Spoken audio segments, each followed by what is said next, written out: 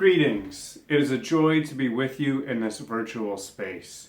North Shore Unitarian Church welcomes you whether you are a new or long-time member. We especially want to welcome those of you who are joining us for the very first time this morning. If you are interested in learning more about our church community, please visit nsuc.org to sign up for our newsletter. There has never been a better time to get involved or become a member of our church community. We would love to get you connected. Welcome.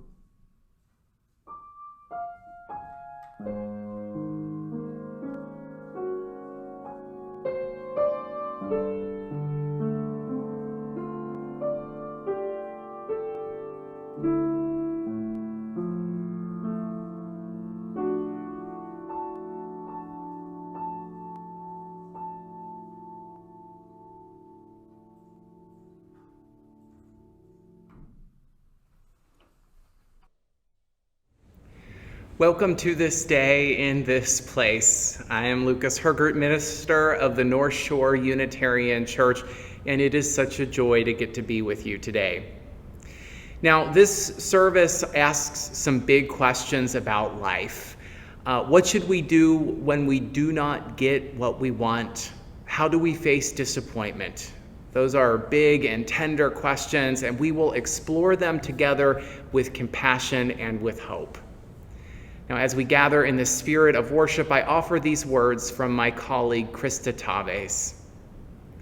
Whether you have come here with a heart full or a heart empty, with a spirit that is high or low, rested or tired, hopeful or despairing, whether you have come here out of habit or conviction or loneliness or curiosity, all that you have and all that you are is welcomed to this time together.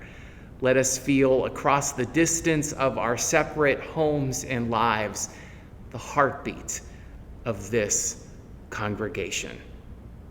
My spiritual companions, welcome to this day in this place.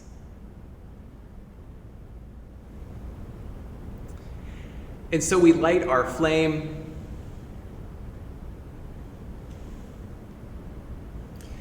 This flame affirms the light of truth, the warmth of community, and the fire of commitment.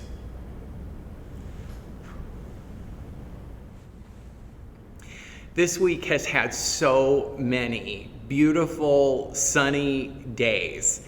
And I really wish that all of you could be here to see NSUC right now. I really think that August might be one of our most glorious months, in large part because the prairie outside is absolutely stunning. I know Dave Napolo has posted some pictures from this year, and it's just gorgeous. I mean, flowers are blooming, insects are chirping, there are birds that are singing and swooping in and out of the prairie, and it's absolutely gorgeous. Now, not every day is absolutely gorgeous, of course. And the other day, I was hoping to take a bike ride. I had been sort of planning to go on a bike ride after I was finished coming into the office here at NSUC. And I got everything ready. It was sunny, it was beautiful. I was about to walk outside, and very quickly, some storm clouds started to move over, wind started to blow, and in no time at all, this is what I saw.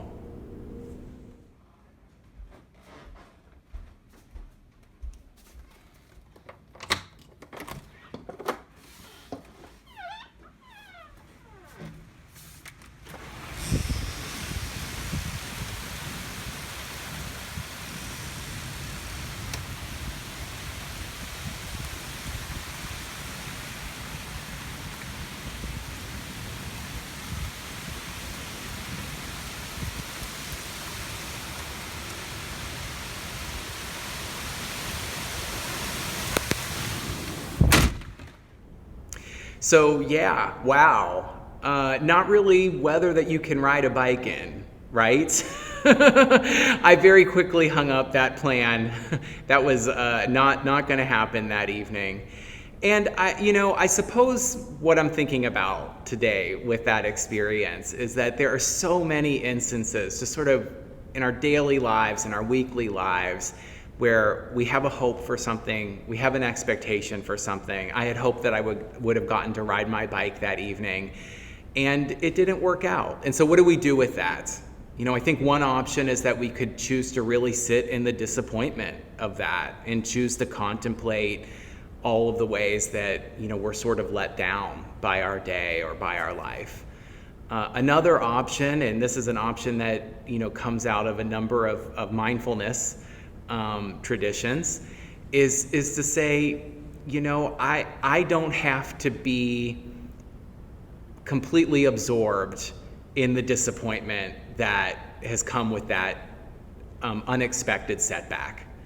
I can make a choice that even though that wasn't great and I'm somewhat disappointed, I don't have to let that sort of determine the rest of my day or my week or my life.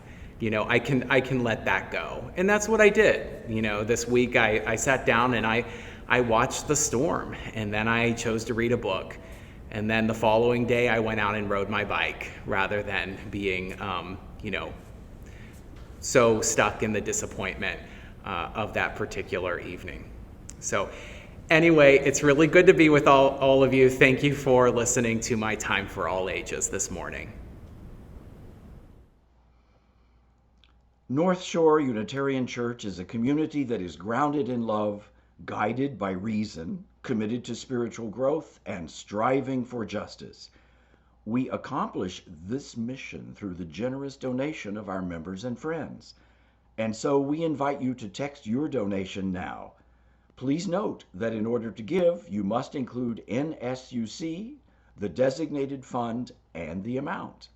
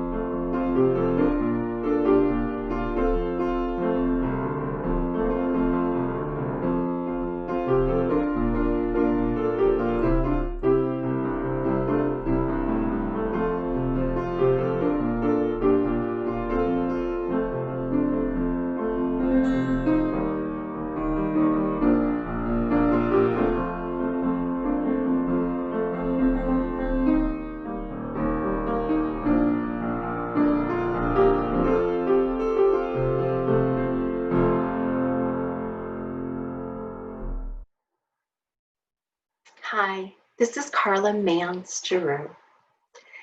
The reading today, the topic of the service today is what to do when we do not get what we want. So I invite you to listen for the themes of expectation and disappointment in this poem by Seamus Heaney. It is called Blackberry Picking. Late August, given heavy rain and sun for a full week, the blackberries would ripen. At first, just one, a glossy purple clot. Among others, red, green, hard as a knot. You ate that first one, and its flesh was sweet, like thickened wine. Summer's blood was in it, leaving stains upon the tongue and lust for picking.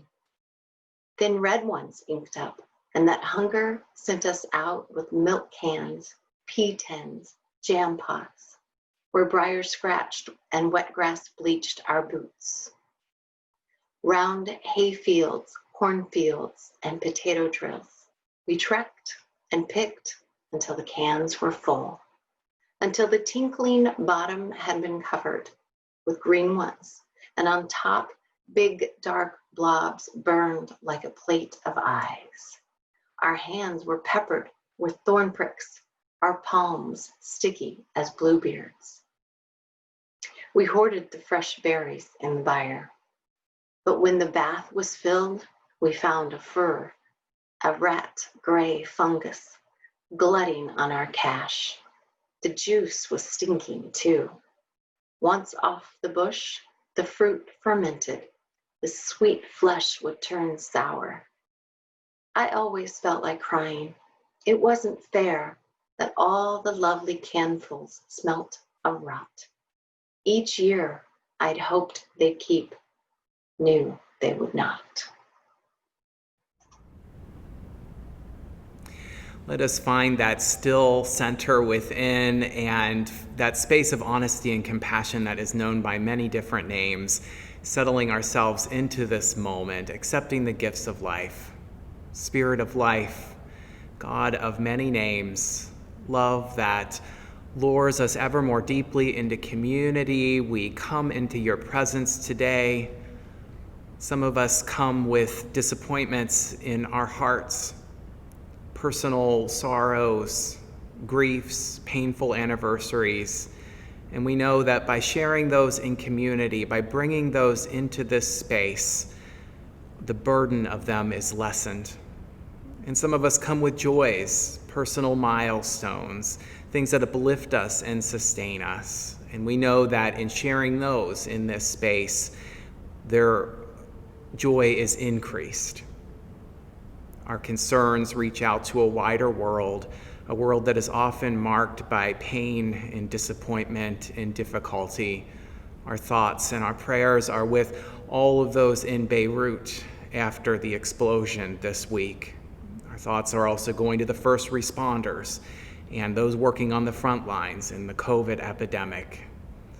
And our hopes for justice are with all of those struggling for racial justice and for the truth, the deep truth that Black lives matter and Black lives need to matter. We hold all of those things in our hearts today and lean ever more deeply into the presence of the profound and the gracious and the compassionate that surrounds us in our time together this morning. Let us carry that forth with us, both now and after we leave this place. Amen, amen, and amen.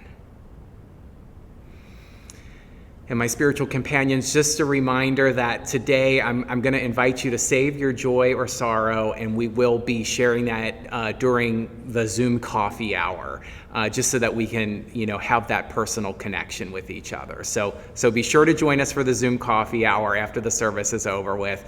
We would love to hear your joy or sorrow.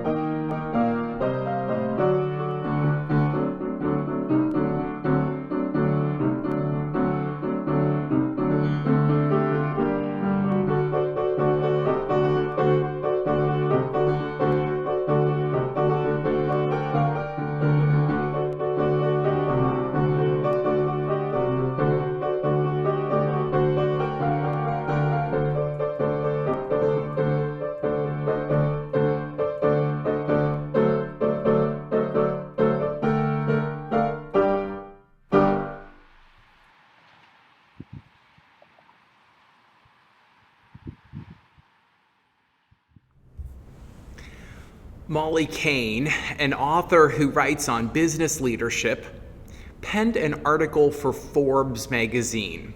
It is called 5 Reasons You're Not Getting What You Want. She makes the argument that getting what you want is actually in your grasp. Today, I want to throw an idea at you, she writes. The thing about people not getting everything they want is really just a myth. For most of the stuff in your life, there are ways to get it. She then goes on to list a number of things that she claims are all in our grasp. These include romantic relationships with desired partners, having the perfect body, getting promoted at work, and other things. Now, I can imagine this edition of the magazine selling out. If not because we think it's true, then perhaps because it's so outlandish, it's such an unrealistic claim that we at least want to see what her reasoning is. Heck, I was even intrigued enough to read it. Now, pretty predictably, it's basically just a boilerplate of self-help tips that many of us have come to expect from the glossy monthlies. I think it would be tedious for me to go through all of the reasons that I think getting everything you want is impossible. But apart from the question of whether we can get everything that we want, to which I think the answer is no, there's also a deeper question.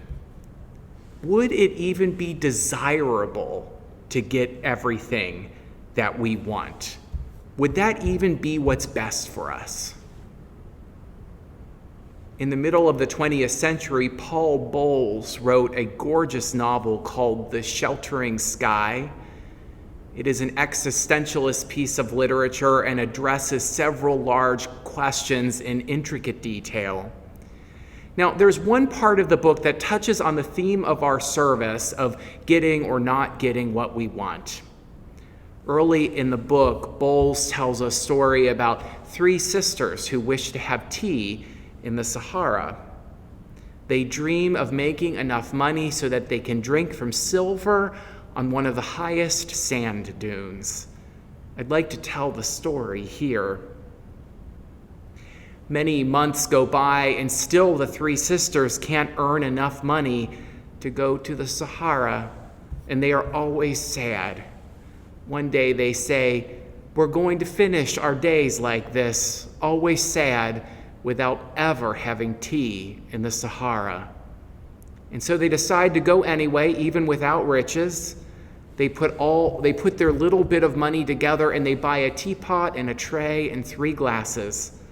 The rest they give to the leader of a caravan that is going south to the Sahara. He lets them ride with his caravan. Now, one night, as the sun is going down, they come to the great dunes of sand, and they think, now we are in the Sahara and we are going to make tea. As the moon comes up, all the men are asleep except the guard. He is sitting with the camels and he is playing a flute. The 3 tiptoe away from the caravan quietly, carrying with them their tray and their teapot and their glasses. They are going to look for the tallest dune so that they can see all of the Sahara when they make their tea. They walk a long time. One of the sisters says, "I see a high dune," and they go to it and climb up to the top. Then another of the sisters says, "I see a dune over there. It's much higher, and we can see all the way to Insala from it." And when they get to the top of that dune, the 3rd sister says, "Look, there's the highest dune of all. We can see all the way to Tamanrasset." And so they set off towards it. The sun comes up and they climb and climb. And when they get to the top, they are very tired and say, "We will rest a little and then we will make tea." But first they set out the tray with the teapot and the glasses, and then they lay down on the dune to sleep. Many days later, another caravan is passing, and a man sees something on top of the highest dune there. And when this new caravan goes to the top, they find the three sisters. They are lying the same way as when they had gone to sleep, and all three of the glasses are full of sand. That is how the sisters had tea in the Sahara.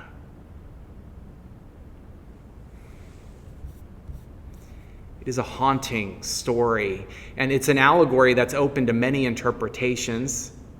The way I choose to interpret it today is that it is something of a warning. It is a warning against getting just what you want. Sometimes the things that we desire, the things that we are most attached to, are not reasonable or good for us, or things that we should be pursuing. The world's great spiritual traditions have much to say about this lesson. Specifically, I'm thinking about the holiday that is being celebrated throughout India and in many parts of the world this week. It is Ganesh Chaturthi. This is the holiday in honor of the elephant-headed god Ganesh. Adored by millions, people erect shrines to Ganesh in their homes and throughout public spaces in India. Now, in Hinduism, Ganesh is considered the god of obstacles. When people open a business or start a relationship or even start their day, they often pray to Ganesh to remove obstacles. In one of his hands, he holds a small axe which chops away at hindrances and burdens. And so, in some ways, he is treated like the God who helps us get what we want. But there is another quality to Ganesh. He is not only the God who takes away obstacles. Instead, he is also the God who is thought to place obstacles before us. Indeed, in another hand, he holds a noose, and the noose is supposed to hang up our plans when we start to go down the wrong paths, when we start to go down paths that are not good for us. Now, it seems to be a recognition that not all of our desires are good for us. That seems to be what the spiritual message is here. I look at this element of Ganesh as something of an invitation to a healthy skepticism about our own wishes and desires. It is a way to say, just because I desire this doesn't mean that it is necessary or good for me. This feature of Ganesh is something of a prayer for wisdom and discernment, such that I might be wary of desires that will prove harmful to me. I think it's a very wise part of this God in this tradition. Now, there are other spiritual writers who suggest that curbing human desires is not just an occasional quirk of circumstance. Instead, they argue that it is a deep and perennial struggle for us human beings. One writer who makes a convincing argument for this is Robert Wright. He is a contemporary Buddhist who draws many of his insights from evolutionary psychology. And the way that he presents human nature, and I think that there's something to this, to the way that he's talking about this, is that we are wired to want more than we can possibly get. At one point, he calls us dissatisfaction machines. Now, according to Wright, wanting more has helped us survive. It would not be evolutionarily advantageous for us to have a good meal and then to simply be done with meals, not to want any more meals. He suggests that after we have enough, we always want more and we want better. So our human hardware seems to be designed to want more. More money, more food, more sexual partners, more fun experiences, more comforts. Whatever it is, we want more of it. But getting all of this is both impossible and deeply problematic. If the interlinking crises of late capitalism tell us anything, it's that getting everything that we want is not sustainable. In fact, it may amount to nothing more than a tea party in the Sahara. Now, there is an important criticism that needs to be mentioned here. Some have wisely pointed out that there's something a little bit too convenient for people of relative affluence in American culture to counsel others to want less. At its worst, this philosophy could be distorted to seeming to counsel people who are oppressed to just be more comfortable with the inadequate and unjust circumstances that they find themselves in. I think that this caution, this warning against this philosophy needs to be folded into any critique of desire and wanting. However, the larger point about human desire still holds, I think. Many of our desires, and particularly the desires of the affluent and the comfortable, are destructive, and they need to be held in check. They should not all be satisfied. Now, since material things will never be able to fully satisfy our desires, because that's a part of the problem, when we satisfy a desire with a material thing, we then want more material things. The question is, what can possibly help us with this? And my thought is that we need a spiritual solution. I continue to find inspiring the words of Forrest Church, one of the great Unitarian Universalist theologians of the 20th century. Now, Forrest Church was asked to sum up his spiritual teachings, and he said that doing so was easy. He said his core message is, be who you are, want what you have, and do what you can. Now, I think that this is really profound. Be who you are, want what you have, and do what you can. It's a way of adjusting our expectations. Perhaps we cannot have tea on the highest dune of the Sahara. Perhaps we cannot fulfill every desire for every material thing that we possibly dream of or that we want. But we can appreciate the company of those that we love. We can make meaningful differences in our local community.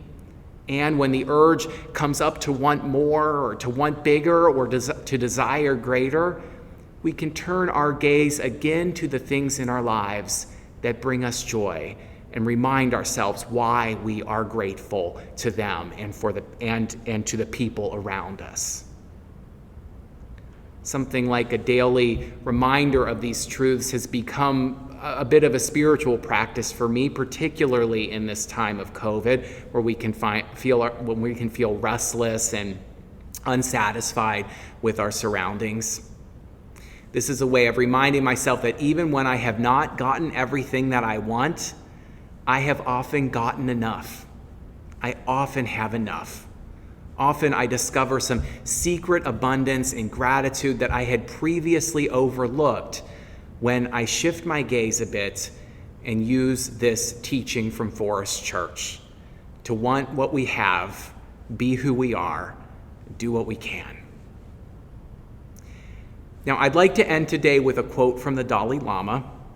In one of his talks to an audience, he said, "I want you to remember that not getting what you want may be a wonderful stroke of luck."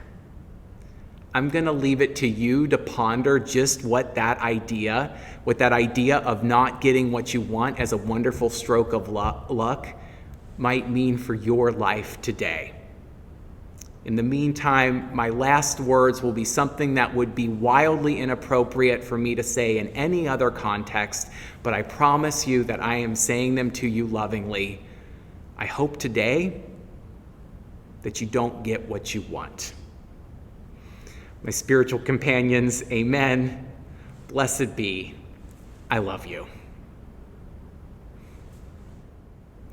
You are invited to join us for coffee hour. The link is in your newsletter, so take a few moments to refill your coffee and then join us.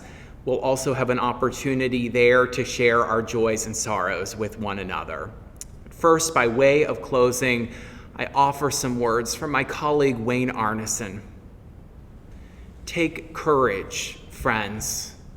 The way is often hard, and the path is never clear, and the stakes are very high. Take courage, for deep down there is also this other truth. You are not alone. You are not alone. Let that truth settle into our hearts as we go forth into this new day. Amen.